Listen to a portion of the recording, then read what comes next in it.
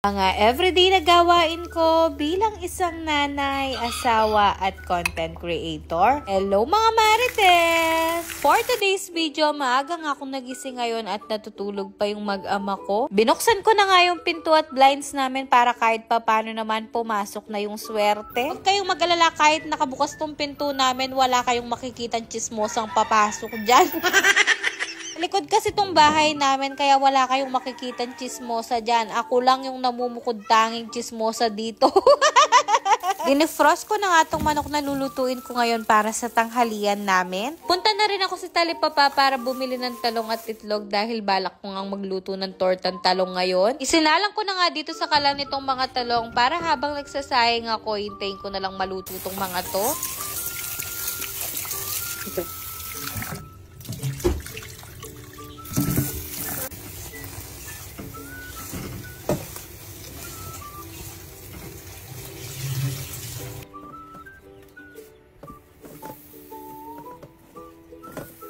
Ko ba kung ako lang yung ganito, mas gusto ko yung sinusunog yung talong para may smoky flavor. Wow! Ay, social ka marites, may pa smoky flavor ka pang nalalaman sinunog mo lang naman yung mga talong.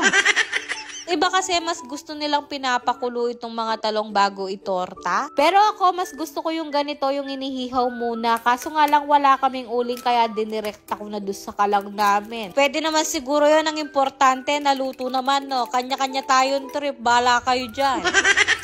Ang asawa ko nga mas gusto niyang pinapakulutong mga to bago itorta. Pero dahil nga ako yung nagluto, ako yung masusunod. Ay kung hindi niya naman kakainin to, talagang mag-iingay ako sa bahay namin.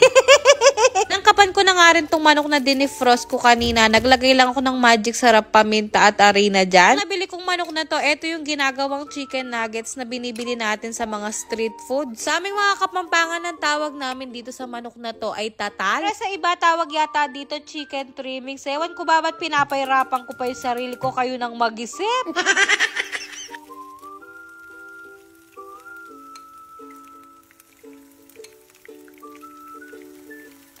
Balak kong sanang lutuin to mamayang merienda namin, kaso nga lang masarap din tong ipares sa tortang talong kaya linuto ko na. Asa pa rin naman to ng chicken nuggets na nabibili natin sa kanto. Linakihan ko lang yung pagkakagawa dahil kami-kami lang naman din yung kakain.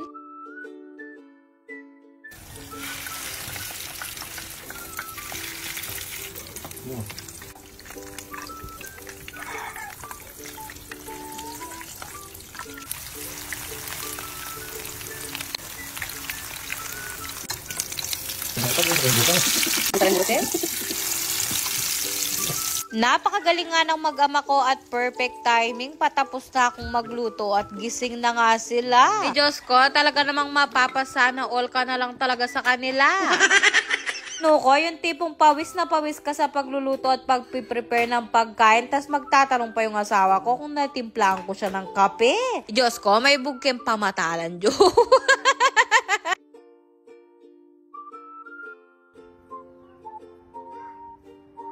O bago po ang lahat, kain po tayo mga marites. O ikaw niyang kanina ka panunod sa video, kung hindi mo man ako pinapalo, ipollow mo naman ako. I-share mo na rin tong video ko. Maraming salamat po. Love you, mama. Chup chup!